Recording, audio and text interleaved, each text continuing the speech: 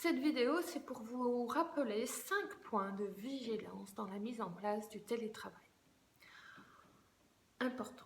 Nous en avons parlé dans d'autres vidéos, mais je voulais synthétiser dans celle-ci. L'aspect juridique, qu'il y ait une délibération, qu'il y ait un arrêté individuel, que votre assureur soit informé, que l'employeur soit bien informé des jours télétravaillés, des jours de congé, des jours de repos, des jours au bureau, etc. Que les choses soient claires et que l'aspect juridique soit réglé. Ensuite, la cohésion d'équipe. On a vu les risques de perte de lien ou d'élitement du lien relationnel. Il y a des alternatives à cela, simplement en être conscient. Être en télétravail apporte un point de vigilance sur la notion de cohésion d'équipe. L'équipement des collaborateurs. Attention à avoir du matériel léger si vous devez faire les trajets avec le même ordinateur en télétravail et au bureau, ou idéalement avoir un ordinateur portable en télétravail que vous laissez chez vous et du matériel solide avec grand écran à votre bureau. Alors ça c'est idéal, faut-il qu'il y ait les investissements qui suivent derrière pour cela.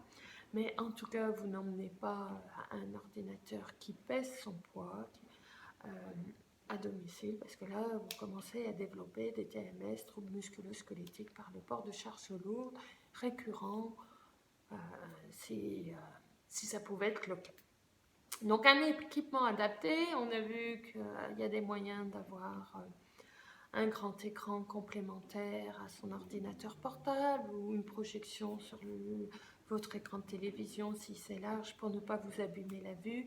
Et on se rappelle qu'il y a une ergonomie du poste de travail à trouver chez soi pour être en confort visuel, en confort de posture et en bien-être pour favoriser votre concentration. Le quatrième point, c'est la sécurité des échanges.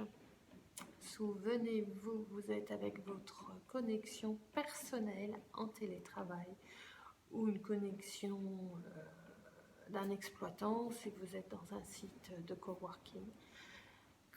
Vous ne pouvez pas garantir la sécurité des échanges. Votre hotline devrait vous la garantir d'une certaine manière en ayant accès à certains sites, en vous interdisant d'aller surfer depuis votre ordinateur professionnel sur des sites